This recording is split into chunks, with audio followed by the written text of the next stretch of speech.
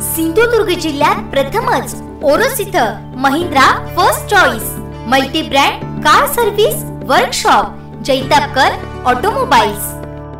केंद्रात आणि राज्यात पुन्हा युतीचं राज्य येऊ दे असं साकडं पालकमंत्री केसरकर यांनी भराडी देवीला घातलं। 5 वर्ष मंत्रीपद सांभाळून लोकांची सेवा करू शकलो याचं आपल्याला समाधान आहे असंही त्यांनी सांगितलं। पाहुयात काय म्हणाले Deepak Kesarkar. Jaitapkar builders and developers 20 वर्षांपासून गृहस्वप्न साकार करणारं एक नातं विश्वासाचं। आमचे खासदार साहेब उभे राहणार आहेत आणि असं खासदार मी बघितलेलं नाही की एवढं फिरणारे खासदार की रत्नागिरीपासून सिंधुदुर्गच्या प्रत्येक गावाला जाणे भेट दिलेली आहे। असं लोकप्रतिनिधी तुम्हाला मिळणार नाही, कारण हे राजकारण म्हणून मी तुम्हाला सांगत नाही। आणि योगायोग असा आहे की मी आज पुरवणी मागण्या सादर करायच्या होत्या विधान परिषदेमध्ये आणि ते केल्यानंतर देवीचं दर्शन होणं हा एक योगायोग आहे।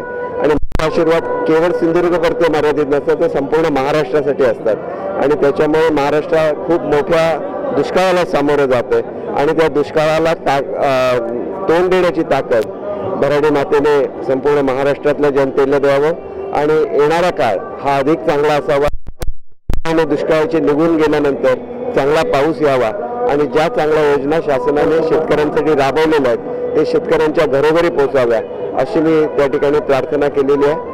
आणि माझी खात्री आहे की या जिल्ह्यामध्ये येणारे 6 महिने खूप महत्त्वाचे आहेत आणि त्या 6 महिन्यामध्ये एवढी विकास कामं होणार आहेत की सिंधुदुर्ग जिल्हा हा इन्फ्रास्ट्रक्चरमध्ये असून दे पर कॅपिटा इन्कममध्ये महाराष्ट्रामध्ये पहिला व्हावा अशी माझी मनापासून इच्छा आहे आणि ती इच्छा पूर्ण करण्यासाठी मी भराडी मातेला या ठिकाणी नमन केलं। दरवर्षी रात्री मी इथे येतो आणि रात्रीच्या वेळेला सगळ्यांचे दर्शन सुरू होण्यापूर्वी दर्शन घेण्याचं भाग्य मिळतं। आज सर्व नागरिकांच्या बरोबर इथं दर्शन घ्यायला मिळणं हे मी स्वतःचं भाग्य समजतो, कारण मुंबईतून महाराष्ट्राच्या कानाकोपऱ्यातून भराडी मातेच्या दर्शनासाठी आणि त्यांची चांगली सोय ट्रस्टी करत असतात, त्यामुळे सर्व ट्रस्टींचं मी मनापासून अभिनंदन करतो।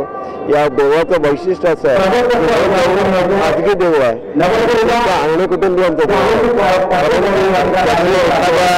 सरकारने चालवलेल्या देवामध्ये जशी सोय होती तशी सोय या दिवसांमध्ये ही मंडळी ट्रस्टची एकत्र येऊन करतात, हे खरोखर कौतुकास्पद आहे। काही हे प्रायव्हेट ट्रस्ट आहे हे लक्षात घेऊन काही कॉमन फॅसिलिटीज या गावामध्ये निर्माण केल्या पाहिजेत, त्याला सुद्धा यावर्षी आम्ही मान्यता देतोय। त्याच्यामुळे पुढच्या वर्षी येताना अधिक चांगल्या सोयी या ठिकाणी उपलब्ध होतील। हा अंतर्गत अर्थसंकल्प आहे, त्याच्यामुळे आमचा खरा अर्थसंकल्प हा आचारसंहिता संपल्यानंतर येणार आहे। या अर्थसंकल्पामध्ये गोष्टी आहेत तेवढ्यांचा समावेश आहे आणि चालू आहेत त्या प्रकल्पांची तरतूद आणि सगळ्या गोष्टी या आचारसंहितेनंतर होणार आहे। परंतु गेल्या 4 वर्षामध्ये आम्ही एवढी चांगली कामं केली आहेत की वेगळं काही घोषित करण्याची आवश्यकता नाही। जे काही घोषित केलं ते लोकांपर्यंत पोहोचवणं, शेतकऱ्यांपर्यंत पोहोचवणं, कामगारांपर्यंत पोहोचवणं, बागायतदारांपर्यंत पोहोचवणं, मच्छीमारांपर्यंत पोहोचवणं ही खरी आवश्यकता आहे। आणि म्हणून मला वाटतं की आपली कुठलीही स्कीम बघूया, आपण ब्ल्यू रिव्हॉल्युशन बघा, कधीही जो घडला नाही तो चमत्कार आज घडतोय। मोठी मोठ्या बंदरांची निर्माणांसाठी होते, त्याच्यामध्ये अंगणवाडीचं आपल्या आनंदवाडीचं बंदर आहे, मीरा रोडचा आज ज्याचा उल्लेख राज्यपालांनी आपल्या भाषणामध्ये केला, त्याच्यामधली दोन्ही बंदरं ही रत्नागिरी आणि सिंधुदुर्गमधली आहेत, याचा सुद्धा मला आनंद आहे। आणि यावर्षी 80 कोटी रुपये हे आनंदवाडीवर आणि 82 कोटी आणि जवळजवळ 100 कोटीच्या आसपास म्हणजे 95-96 कोटी रुपये हे मीरा बंदरवर खर्च होत आहेत।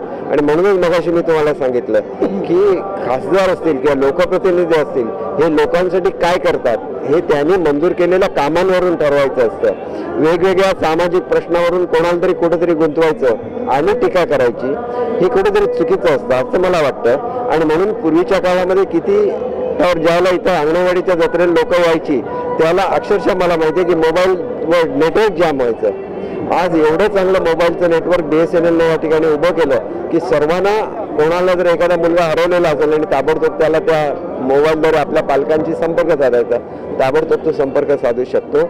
आणि मला या निमित्ताने एक सांगायचं आहे की हे जे येणारी निवडणूक आहे याच्यामध्ये भाजप आणि सेनेची आघाडी होणं हा सुद्धा एक देवीचा युती होणं हा सुद्धा एक देवीचा आशीर्वाद आहे। एक वेगळेच वातावरण हे संपूर्ण महाराष्ट्रामध्ये तयार झालेलं आहे आणि त्याच्यापेक्षा महत्त्वाचं म्हणजे देशभक्तीचं जे वातावरण आज संपूर्ण भारतामध्ये तयार झालेलं आहे त्या पार्श्वभूमीवर मी देवीकडे प्रार्थना करतो की जो आज एक धगधगतोय प्रत्येकाच्या मनामध्ये अंगार, तर याच्यातून कुठेतरी पाकिस्तानला धडा शिकवण्याची शक्ती ही आमच्या सैन्याला देवीने द्यावी अशी मी देवीच्या चरणी प्रार्थना करतो. कारण गेलेले शहीद झालेले आमचे जवान, त्यांच्या बलिदानाचं एकच उत्तर असू शकतं, ते म्हणजे शत्रूला धडा शिकवणं. आणि त्या दृष्टीने भारत सरकार आज सज्ज झालेलं आहे आणि माझी खात्री आहे की निश्चितपणे ही नुसती सज्जता बघितली तरी शत्रू त्यांना शरण येईल.